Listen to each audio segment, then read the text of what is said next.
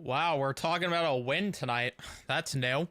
What is going on, guys? Welcome back to another post game here on Rangers Central. And the Rangers win 2-1 over the Boston Bruins to kick off 2025. Better have the pom-poms out, bud.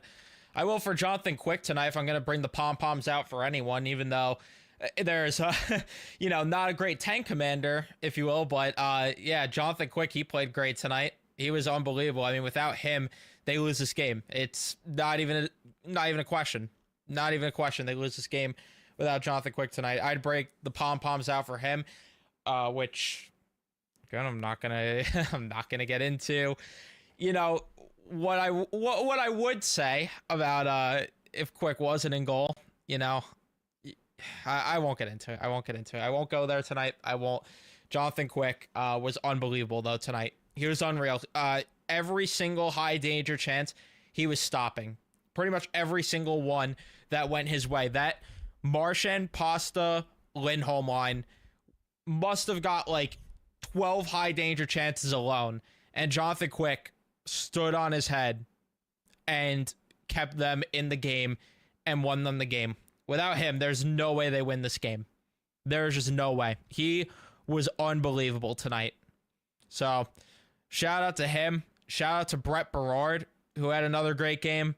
Got on the score sheet tonight. Good for him. And then the other goal Mika Zibanejad had on that broken play. He still didn't play great. Delivering pizzas late in the game. The third period, they struggled a bit to close it out. But Jonathan Quick was back there, and he was making every save. Anytime they allowed a chance, he was back there. He was making the saves that they needed, and he's the reason they won. I mean, there's really no ifs, ands, buts about it. They allowed a lot of odd man rushes in the second period. He was back there. The first period was probably their most complete period. They had issues still defensively. Pretty much all night long they had issues defensively, which does scare me because, again, the reason why I'm not waving the pom-poms and why I don't after wins is because I need to see them play better in their own end, because there was a lot of issues. I don't understand why Euro Vakanainen's still in the lineup over, again, I know Zach Jones hasn't played great, but why the hell is Vakanainen in there over Jones? I would rather watch Jones struggle than Vakanainen. I really would. That's just me. That pair in general, Schneider had a lot of miscues late. Borgen and Miller, hit or miss. But yeah, the story really was that they capitalized on the few opportunities they got, and Jonathan Quick was there. It's really all it comes down to tonight. It's really all it comes down to. But yeah, I'm not sure really if I have honestly, there's really not even much to break down with this game, truthfully, because you could sum it up that quickly, honestly. They got capitalized on opportunities. The defense was hard. Quick was there to stand on his head and back up the hard defense, and they got the 2 points tonight. And they moved from second worst in the East to still second worst in the East, but points are points, right? Although, actually, they did pass the Islanders for the moment, unless the Islanders win their game, which let's see what the score is of them and the Maple Leafs right now. I'm on the Rangers website. I need to go to the NHL website. Here we go. Tied at 1 still in the third period. So, depending on the outcome of that game, that could change a bit. Louis Domingue will shut out the Caps. He's not getting that Capitals game because there's no way they're going to play Quick for the Capitals game probably, and then Domingue for the Blackhawks game. There's no way they're doing it the other way around. There's just no way. Absolutely not. And yeah, that too, the Miller penalty they took was just beyond idiotic, but I don't understand it either. I really don't.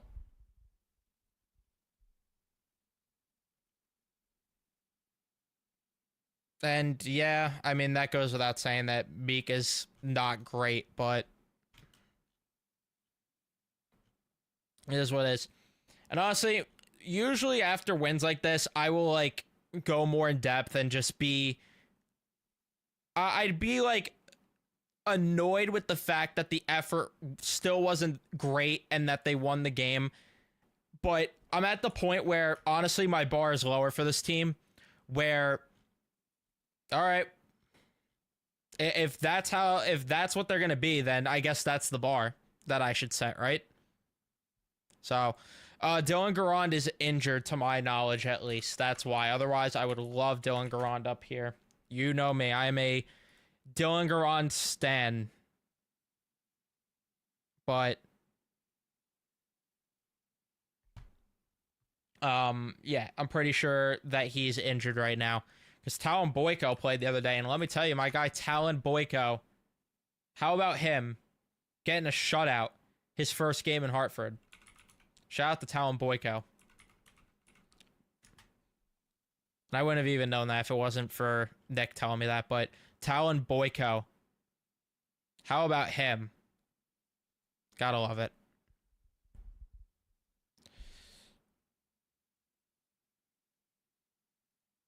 It won't, because listen, Anthony, this is the comment that I'm hit with every single time when they win, or when they lose rather, and I'm upset. They're not going to win every game. Well, they're not going to lose every game. It's not going to change much. Like I've been saying, until they prove to me over a stretch of time that they are capable of winning games and looking good while doing that, which tonight's not really one of those pretty wins, so not off to the right footing on that part. Until they actually do that, which probably won't happen, but again, I have to see it to believe it. If they do that, that changes everything, but yeah, no. I just have to see it to believe it.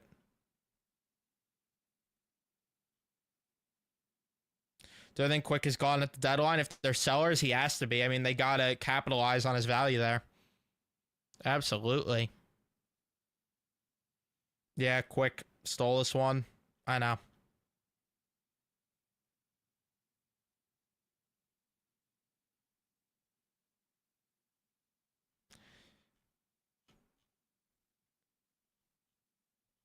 I know that Quick stole this one though. Let's just call it how it is. I want everyone in the chat to answer this for me. If Igor Shesterkin's in goal, do the Rangers win this game? Answer in the chat. Do the Rangers win with Igor Shesterkin in goal? I have my answer. I want to see what you guys say. Very curious what the 300 people say.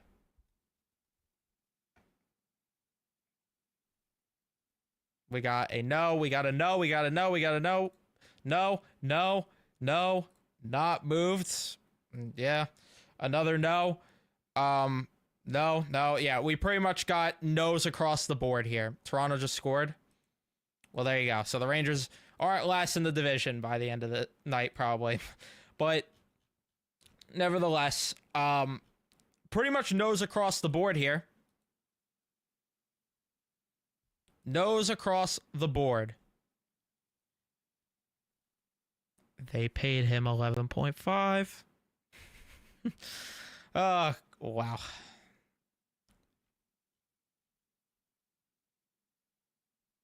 You see what I mean, though?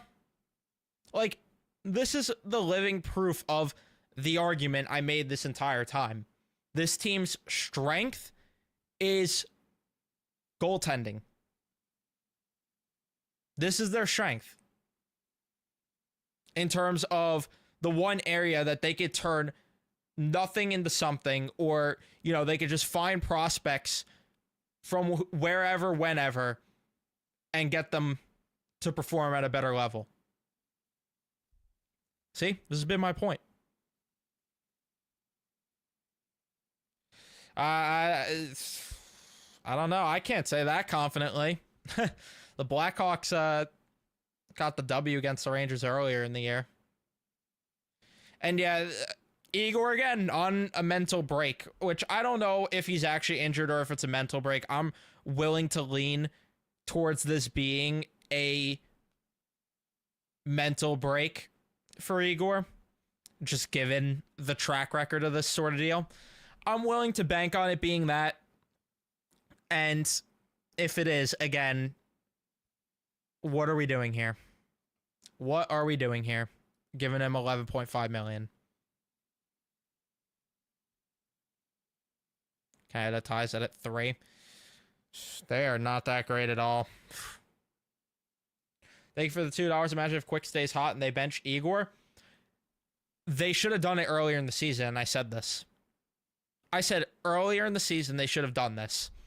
Because there was a point this season even where Jonathan Quick was playing solid hockey, and even then he might have just been out of rhythm, and that's why he wasn't playing great hockey at one point. But it made no sense with the way that Jonathan Quick was playing earlier in the season to continue to play Igor Shesterkin just because of the fact that, oh, well, we got to play him. It's like they try to make they're trying too hard to justify this 11.5 million, and no matter how hard they try to do it, they're falling flat on their face every time. And I get that, but Louis Domingue's going to be in goal against the Hawks. Yeah, the most expensive backup. Wonderful.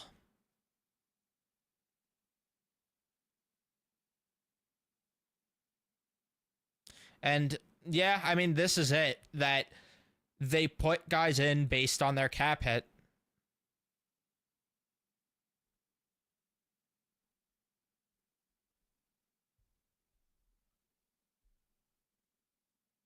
It's that simple.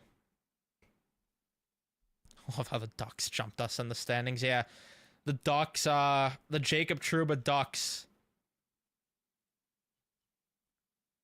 Although now the Rangers are back ahead of them, but for the time being, at least. Can't mess up the tank, though. What are we doing here? Mess up the tank.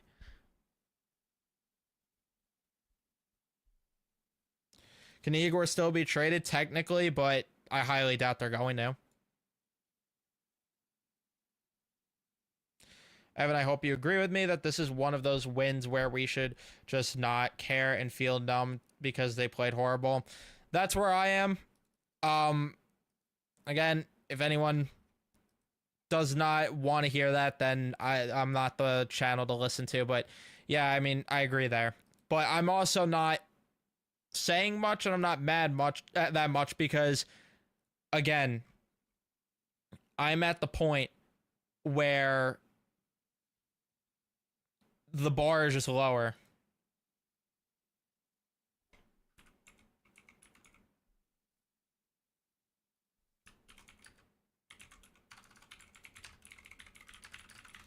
That's where I'm at, though. The bar is just lower for me at this point.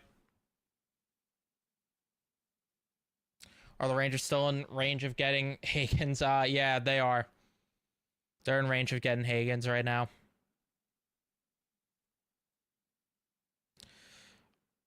I don't know.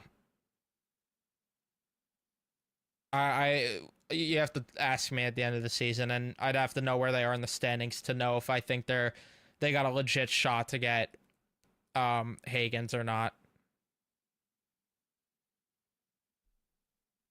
And yeah, this is it. They sat back in the third. It's what they've been doing. They just invited pressure, and there were way too many high danger chances that third period. That Borgen and Miller pair just made me want to pull my hair out.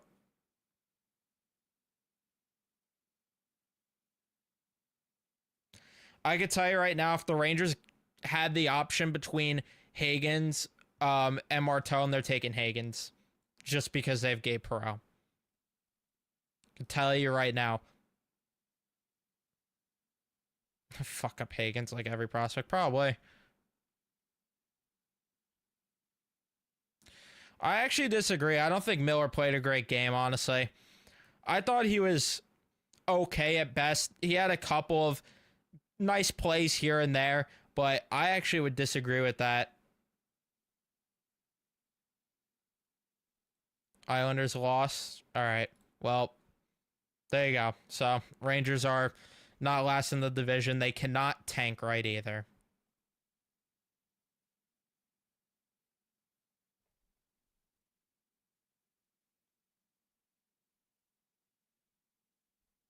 And yeah, the delay of game penalty.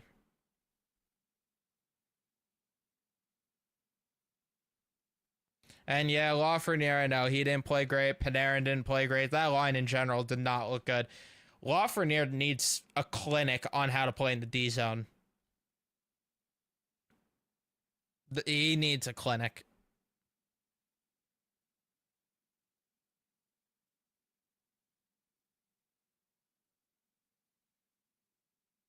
Yeah, I agree.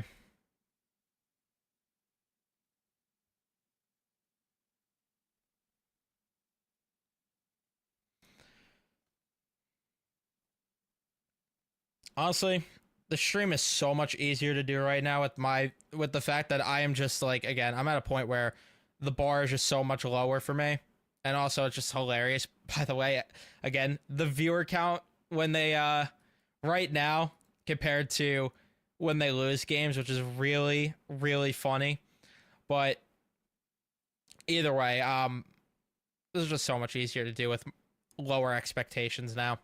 Because I did get a comment too on the last post game that was like, that doesn't make you much better if you want to quit your channel just because of the fact that the team's not playing well. You got to ride with your team no matter what. And I want to make something clear that if I were to end this channel, I'm not going to stop watching. The reason why I would consider it is because I'm spending additional time covering and talking about this team instead of just watching the game and then being done and over with it.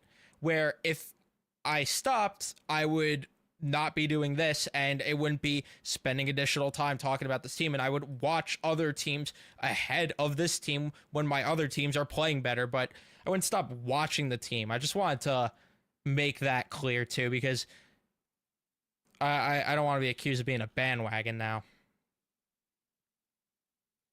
Do I think they'll go full tank mode or stay mid? Probably stay mid. Oh wow, 4-3 checks. Team Canada, man. Not a good look for them at all.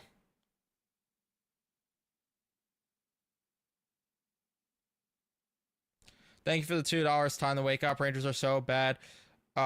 Yeah, it's like that's just where we are.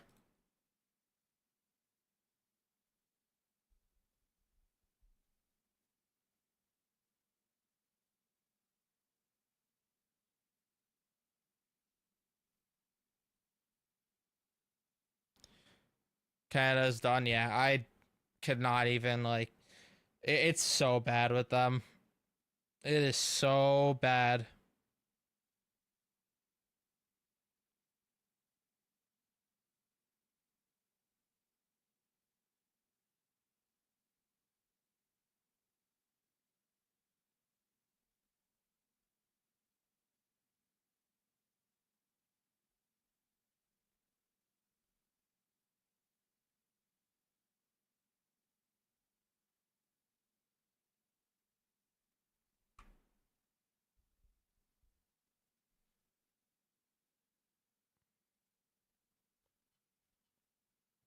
Yeah, I don't know what's up with them though. With the fact that they can't produce any goaltending. They can't, and the amount of talent they left off the team too. I know injuries were a problem for some of them, but still.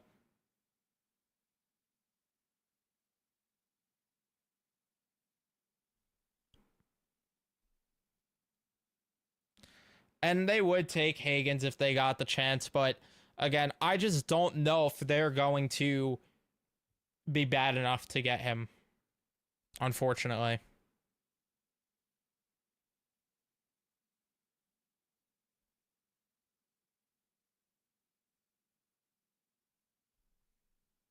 Canada is out. Who's the best UFA this year? There's really not a lot out there. It's an intriguing UFA market because, funny enough, I was actually looking at it last night in my if they were to retool, which there's some names out there like Mikko Rantanen and Mitch Marner are like top of the class, but after that there's definitely a bit of a drop off, and it's kind of like solid players, but none that you'd want to really overpay and spend top dollars on. But outside of Rantanen and Marner, but even then, it's just like, I don't know. I always value centers more than wingers, for sure. But I would say Mikko Rantanen's definitely the top UFA. As I see, he got me an assist in fantasy.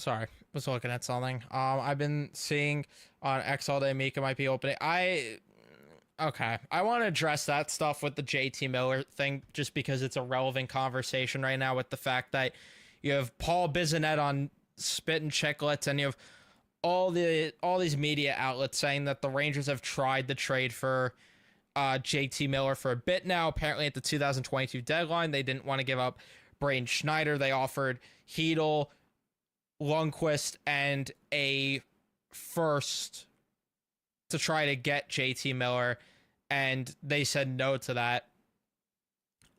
So there was that, and then apparently last year they tried to get him as well, or it might have been 2023 they tried to get him, one of those years. Probably 2023, because last year Vancouver was actually in the playoffs. So 2023 they tried to get him as well, and they've been wanting Lafreniere or Schneider. They don't want Miller as much, which I could somewhat understand, even though I don't think Schneider's that much better than Miller. I just think they're both like what they are. But either way, although teams value right shot defenseman more, that's just what it is. But I still cannot understand the obsession with wanting to do this. And I get that fans are like, well, what if you swap Mika for him? Okay, we could entertain that conversation in the hypothetical Mika would waive for Vancouver, which, by the way, why would he waive for Vancouver? That's what I want to know. But even if he did, let's just pretend that's a case, or that happens.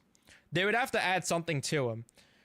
But wouldn't it also be a red flag to people that JT Miller, it would be on the move because of, again, a locker room issue?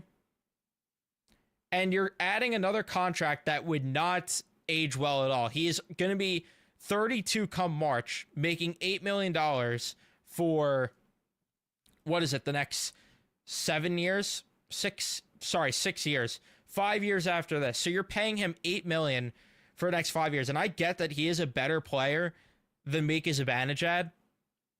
This team needs to go in a younger direction. I'm sorry, they need to. And on the surface, if you trade Miller and Mika for JT Miller, that's a good trade, like on the surface.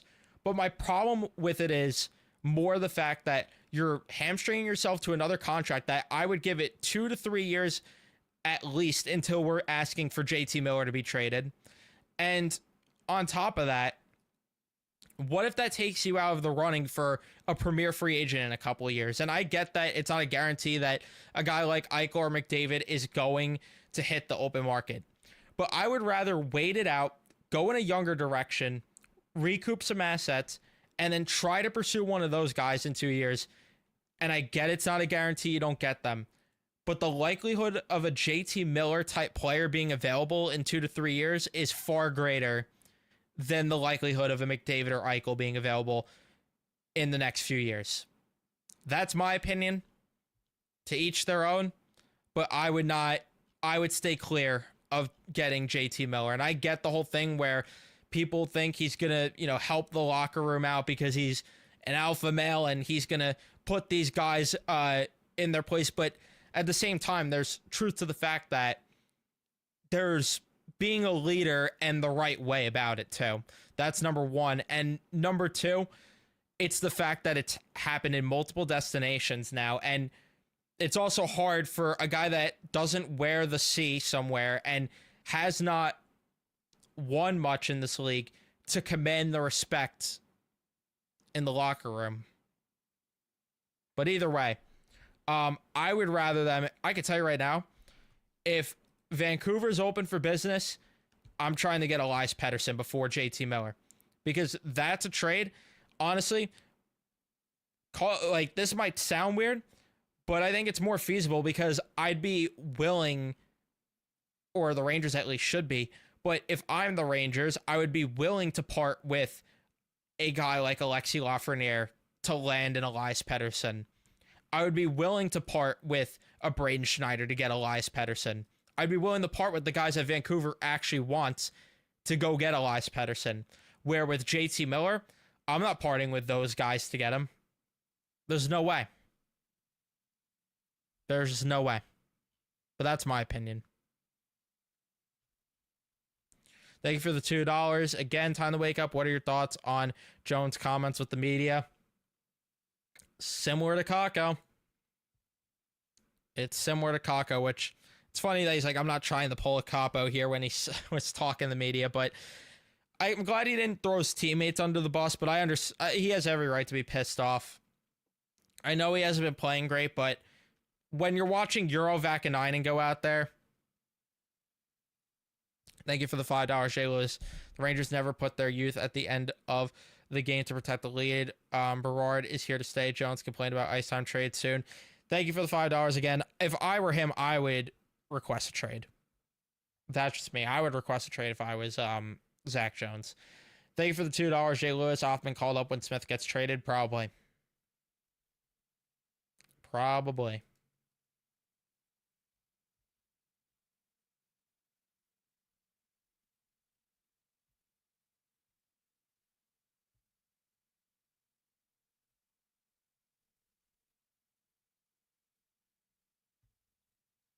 But and I see what you guys are saying about Pettersson being soft, but at the same time, there is an element to the fact that he was, and I get not last year, but before that, he was over a point per game in the playoffs. He's a guy that has produced well at 5-on-5 quite often in his career.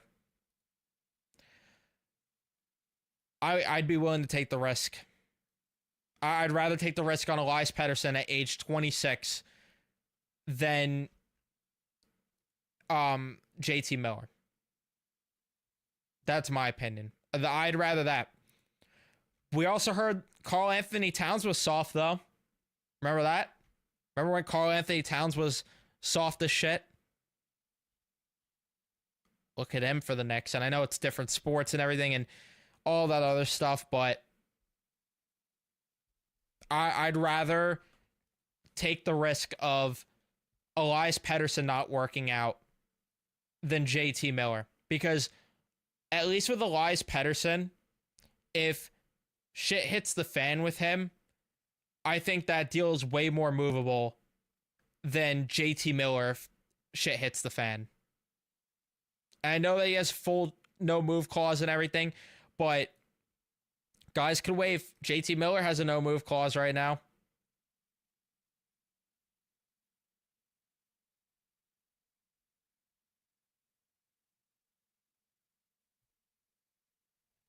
I don't know. Again, that's my opinion. But if you were to ask me in general, the best course for this team still is to do neither of those things. I'm just saying if they're going to inquire about someone on Vancouver, I would rather it be Pettersson, personally.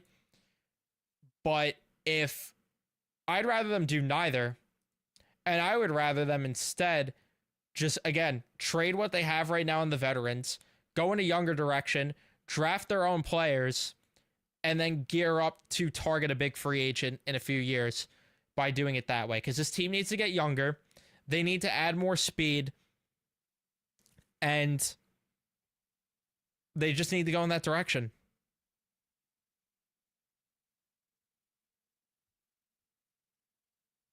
And for the Rangers to get Pettersson, they'd have to move Lafreniere and Schneider, probably.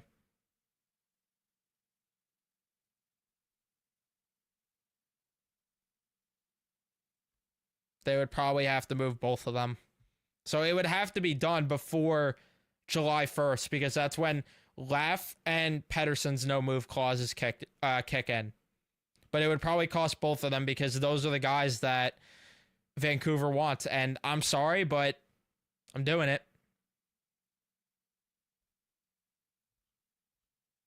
And obviously, you'd have to probably give up picks. I'm not saying that's it, but I'm just saying.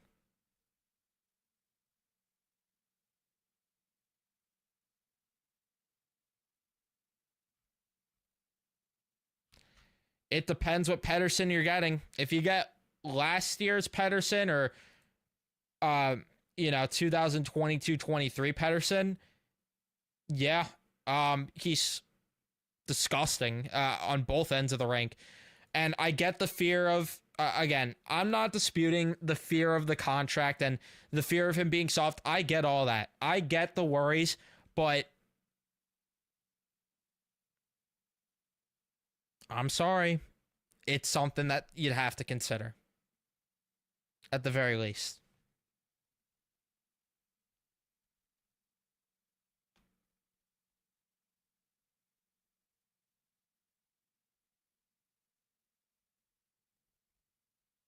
But that's just my opinion.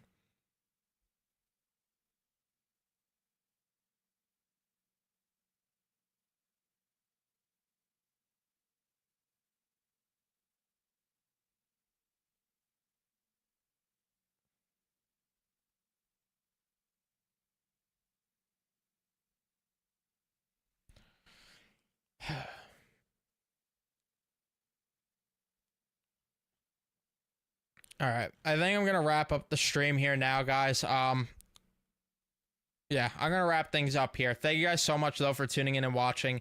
Leave a like if you haven't already. Subscribe. Turn on your notifications, all that other stuff. And I'll see you guys in the next one.